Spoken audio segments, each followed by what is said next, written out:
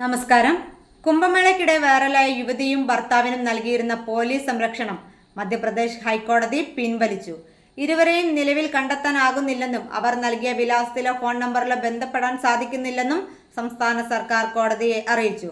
യുവതിയുടെ ഭാഗത്തുനിന്ന് ഇത്തരത്തിലുള്ള പെരുമാറ്റം പതിവാണെന്നും സർക്കാർ കോടതിയിൽ വ്യക്തമാക്കി.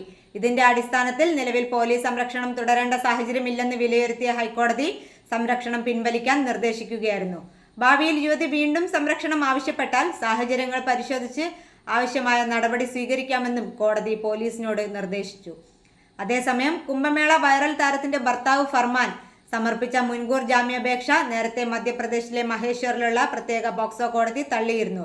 പോക്സോ കേസുമായി ബന്ധപ്പെട്ട അന്വേഷണത്തിന്റെ പശ്ചാത്തലത്തിലായിരുന്നു കോടതി നടപടി.